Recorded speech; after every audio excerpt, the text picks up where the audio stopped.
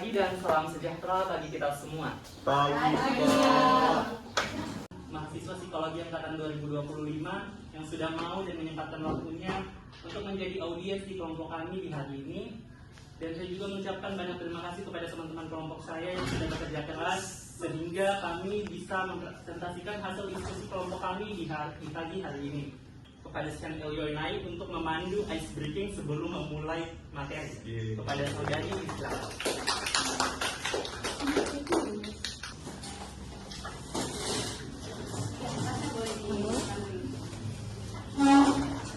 Silakan saling berhadapan-hadapan dan jadi.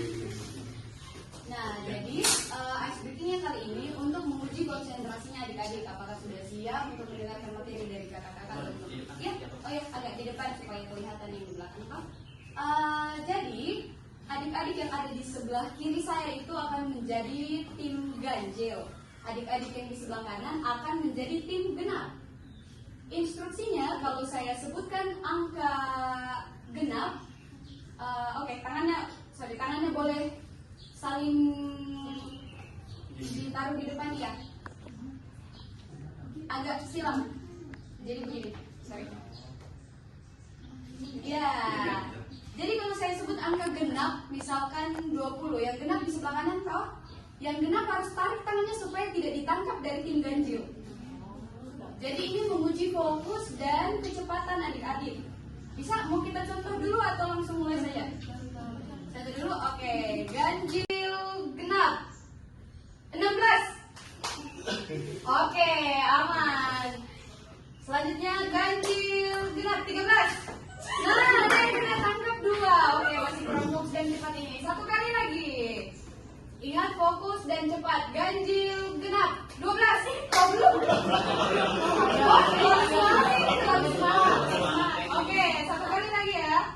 Ganjil genap 20. Oke, satu kali lagi. Ganjil genap 9. Masih kena tangkap yang tim ganjil. Coba switch. Berarti sekarang yang di sebelah kiri jadi genap, di sebelah kanan jadi ganjil. Oke, bisa? 20. Oke, satu kali lagi. Ganjil genap 9. Masih kena tangkap yang tim ganjil. Coba switch. Berarti sekarang yang di sebelah kiri jadi genap, di sebelah kanan jadi ganjil. Oke, bisa? Bisa. Ganjil genap 3. Saya sudah memandu jalannya ice breaking pada pagi hari ini. Oke, karena ice breaking telah selesai, sekarang kita masuk sesi pemaparan materi. Materi pertama itu ada pendahuluan, tujuan penelitian dan juga manfaat permainan tradisional yang akan disampaikan oleh saudari Cinta Kasih Aulia kepada saudari Bismillah. Baik, terima kasih moderator. Baik, materi pertama di sini tuh ada pendahuluan. Jadi permainan tradisional bagi anak-anak yang tinggal di wilayah pedesaan itu merupakan aktivitas yang sangat penting karena melibatkan banyak aktivitas fisik juga di mana itu dapat mempengaruhi perkembangan psikologi si anak. Kemudian kan suku Bajo ini lahir dan hidup di laut yang di mana itu mereka itu lahir dan hidup yang di laut yang tidak hanya menjadi sumber pendapatan tetapi juga tempat bermain anak-anak melalui berbagai permainan baik di laut maupun di daratan, yang dimana itu bermain dapat dianggap sebagai bentuk perilaku yang berlangsung sesuai dengan aturan dalam ruang dan waktu tertentu serta menjadi fenomena penting sejak masa kanak-kanaknya. Kemudian adapun tujuan dari penelitian itu yang pertama, penelitian ini tuh berfokus pada permainan tradisional yang spesifik bagi anak-anak di Bajo. Kemudian yang kedua itu memahami bagaimana orang tua itu meyakini bahwa permainan tradisional ini itu bermanfaat bagi kesehatan fisik maupun psikologi si anak. Kemudian tujuan yang ketiga itu penelitian ini mengeksplorasi persepsi guru tentang permainan tradisional di suku Bajo dan bagaimana jika permainan tradisional itu diadaptasi sebagai bagian dari kurikulum berbasis kearifan lokal di masa depan. Adapun manfaat dari permainan tradisional ini itu yang pertama bermanfaat bagi perkembangan sosial si anak. Kemudian yang kedua itu meningkatkan hubungan interpersonal dan sosialisasi. Kemudian yang ketiga, meningkatkan emosi positif dalam permainan kooperatif. Adapun yang berikutnya itu berkontribusi pada perkembangan motorik, kemudian linguistik, kognitif, dan sosial emosionalnya. Kemudian yang terakhir itu dia meningkatkan kesehatan fisik, baik tekanan darahnya, kemudian konsumsi oksigennya, maupun detak jantungnya. Baik, saya kembalikan ke moderator. Baik, selanjutnya ada klasifikasi permainan tradisional yang akan disampaikan oleh saudara Muhammad Zafar. Pada saudara, silakan. Oke, baik. Selanjutnya pada bagian klasifikasi permainan tradisional ada 4 poin. Yang pertama yaitu permainan psikomotorik. Contohnya itu seperti permainan yoyo, lompat, dan layang-layang. Yang kedua itu permainan kerjasama. Contohnya seperti lompat tali, permainan lingkaran, misalnya kayak kengkeng lah, permainan lingkaran. Terus yang ketiga itu permainan yang memiliki lawan. Contohnya seperti bola, lempar tangkap bola, atau balak karung. Yang keempat yaitu permainan perlawanan bersama, co-resistance, tim lawan tim, semua lawan semua. Contohnya itu permainannya seperti Among Us. Kalau yang pernah main pasti tahu juga. Baik, bisa geser. Selanjutnya yaitu metodologi penelitian. Dalam penelitian kualitatif ini, data dikumpulkan melalui wawancara mendalam bersama para partisipan. Partisipan terdiri dari 3 orang, guru dan 2 orang tua. Mereka diminta untuk saling memberikan komentar mengenai permainan tradisional. Bagi orang tua, mereka menjelaskan apa yang mereka yakini tentang permainan tradisional untuk kesehatan anak-anak. Kemudian, 3 orang guru di sekolah dasar diminta untuk menjawab beberapa pertanyaan yang berkaitan dengan permainan tradisional yang dimainkan oleh siswa di sekolah. Seluruh pertanyaan tersebut dikembangkan oleh para peneliti. Baik, saya kembalikan kepada moderator. Baik, selanjutnya kepada saudara Mahdi Putra Darmawan, disilakan. Oke, baik, terima kasih moderator. Kali ini kita masuk ke bagian inti dari sebuah penelitian, yaitu hasil penelitian. Nah, berdasarkan beberapa metode yang sudah dijelaskan oleh teman saya, di sini kita dapat menarik 3 poin terkait dengan permainan tradisional bagi anak-anak Sukubajo. Yang pertama, kita dapat memahami bahwa fungsi permainan itu tidak hanya pada kesehatan fisik, tetapi juga mencakup kesehatan psikologis. Itu dibagi di aspek kognitif, emosional, dan sosial. Lalu kedua kita dapat melihat dari pandangan orang tua, di mana para orang tua itu meyakini bahwasannya permainan tradisional itu dapat membantu meningkatkan fungsi kognitif seperti meningkatkan daya ingat, memberikan rasa bahagia, membentuk dan memperkuat rasa pertemanan, dan juga kesehatan fisik. Dan menariknya, para orang tua itu menganggap bahwa permainan tradisional merupakan sebuah warisan nenek moyang yang harus dijaga dan juga dilestarikan. Selanjutnya kita masuk, ada ketiga, ternyata ada pandangan guru, di mana guru-guru juga meyakini bahwa permainan tradisional itu memberikan dampak positif bagi anak-anak, di mana permainan tradisional itu memberikan membantu mereka dalam sosialisasi, juga menumbuhkan rasa bahagia, serta juga membantu dalam fungsi kognitif mereka seperti kemampuan menyusun strategi. Dan juga memberikan teman sebelumnya, sini ada beberapa permainan yang umum untuk dimainkan oleh anak-anak Sukubajo. Mungkin sini saya bagi menjadi 2 kelompok, yaitu kelompok permainan darat dan juga permainan yang dimainkan di laut. Sini juga ada beberapa aspek manfaat dari tiap-tiap permainan. Mungkin untuk aspek emosi dan sosial saya jelaskan dalam 1 kali saja, karena bisa dibilang manfaat itu mirip-mirip. Pertama dari emosi, sebagaimana kita yang bermain yaitu menumbuhkan rasa senang dan bahagia. Di sini tuh rasa permainan itu semuanya memang memberikan manfaat secara emosi, seperti memberikan rasa senang, rasa kepuasan, membantu dalam regulasi emosi, dan juga membantu dalam membentuk rasa percaya diri. Itu juga dengan sosial, dengan aspek sosial, di mana kata aspek permainan ini kan dia itu dimainkan secara berkelompok dan bersama dengan teman-teman, sehingga secara sosial itu membantu mereka dalam membangun dan memperkuat hubungan sosial dan teman mereka, serta melatih interaksi serta kerjasama tim mereka. Lalu kita masuk ke masing-masing permainan nih. Di sini pertama ada kelereng. Kelereng itu sebenarnya punya intensitas yang rendah, karena memang kita mainnya pakai tangan ya, di tangan, jadi dia itu lebih ke motorik halus. Dia melatih otot jari. Selanjutnya secara kognitif, dia itu membantu dalam melatih konsentrasi dan strategi membidik. Karena pada saat bermain kelereng kan kita itu harus melihat sudutnya, di mana kita harus melempar, serta kita harus mengukur lah seberapa kekuatan yang harus kita keluarkan, sehingga itu juga kelereng juga membantu dari fungsi kognitif seseorang. Selanjutnya main Yi atau bisa dibilang sebenarnya mirip juga dengan lompat lari. Dia ini secara fisik punya intensitas yang lebih tinggi. Dimana dia juga kita kan bermainnya dengan melihat apa ya ayunan tali ya. Jadi dia bisa membantu dalam melatih kelincahan, membantu koordinasi juga dan juga melatih stamina kita. Secara teknis juga dia tuh saya kan sudah saya jelaskan ya. Kita tuh melihat sesuai dengan ayunan tali. Jadi dia juga melatih fokus dan juga melihat kita ritme lompatan kita. Lalu selanjutnya main keng-keng atau bisa disebut juga engklek lah, saya juga benar sebenarnya. Dia itu secara fisik dia punya intensitas yang tinggi karena dia itu dimainkan dengan satu ya. Jadi dia itu bisa membantu kita dalam melatih keseimbangan.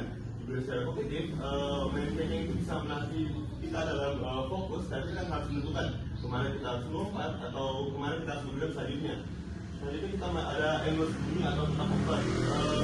Sebenarnya dia statistiknya itu rendah dan dia banyak gerak karena kebanyakan itu dia kayak kita cuma berlari kan, kita menentukan di mana kita mau bersembunyi. Nah jadi dia itu lebih ke fungsi kognitifnya, di mana berdasarkan fungsi kognitif dia itu membantu kita dalam melatih strategi, di mana kita harus bersembunyi sehingga tidak ketahuan. Dan juga ya membantu kita dalam kemampuan pemecahan masalah. Nanti kita masuk ke permainan yang dimainkan di laut. Sini ada menyelam dan juga berenang. Jadi mana tentunya sebagai salah satu olahraga dia kan tentunya punya intensitas fisik yang lebih tinggi dan tentunya Kita masuk di sesi diskusi. Bagi teman-teman audiens yang ingin bertanya, kami membuka dua kesempatan pertanyaan. Ini dua orang yang bertanya. Boleh diangkat tangan. Jawab pertanyaan dari Nurlayla.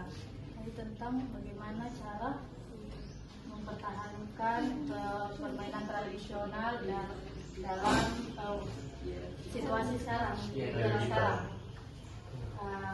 Yang pertama itu tidak cukup hanya mengenalkan, tapi perlu diadaptasi dan diintegrasikan dengan kehidupan anak sekarang. Caranya itu dengan menjadikan permainan tradisional sebagai bagian dari kegiatan rutin di sekolah, event budaya, atau lomba antar anak. Selain itu, permainan tradisional bisa dikemas lebih menarik, misalnya dikombinasikan dengan media digital seperti sekarang.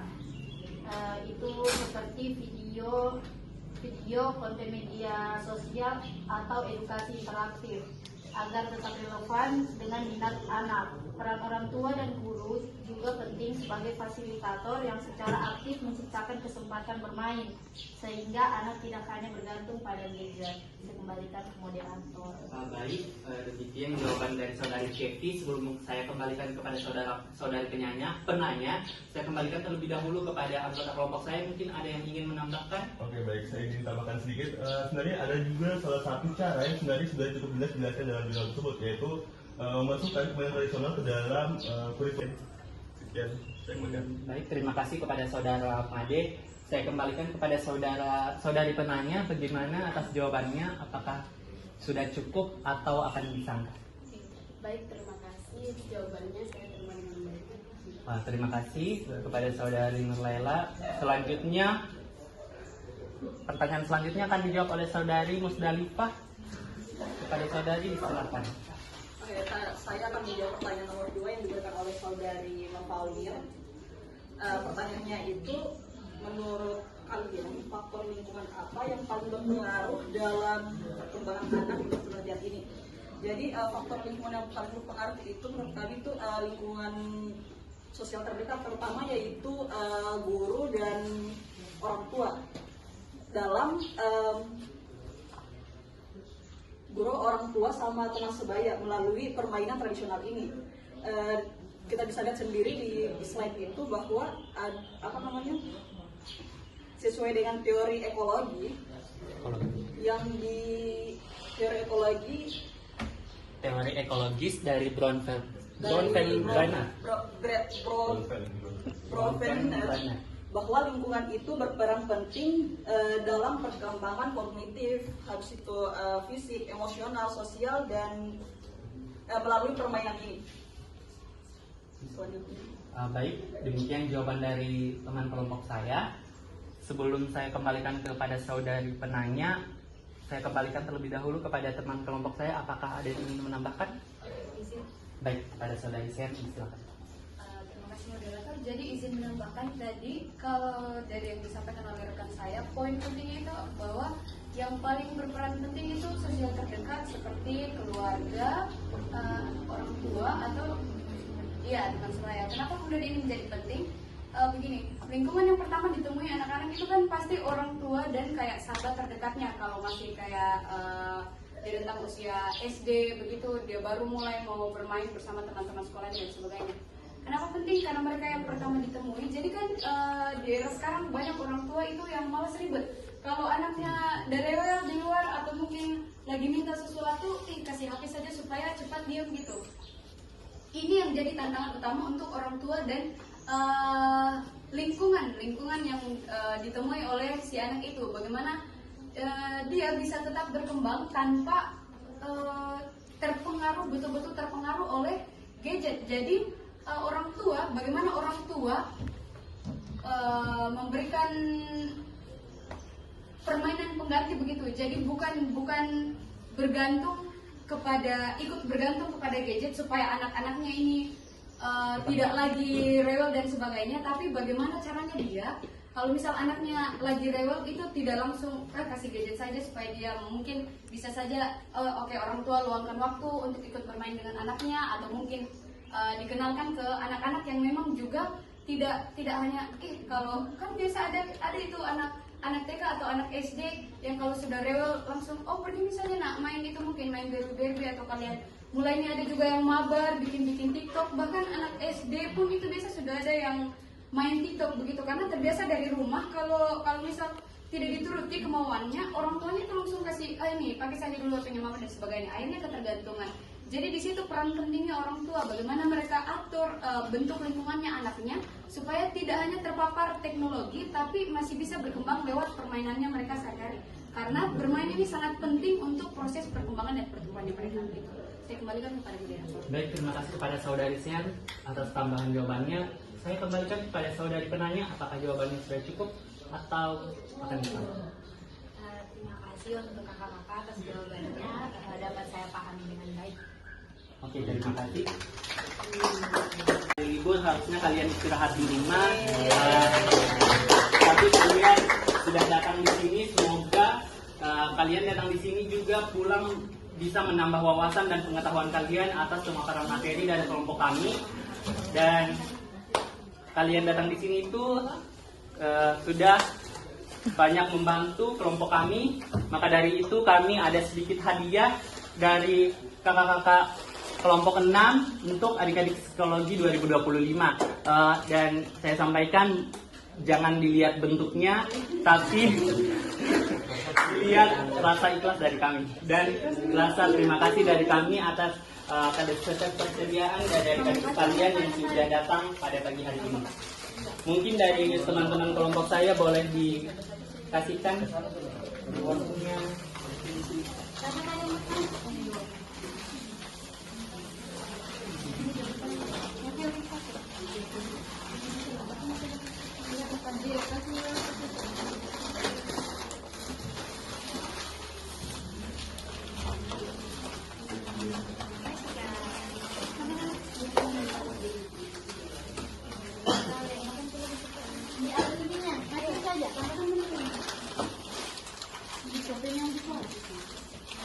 Dapi itu dapat yang buka.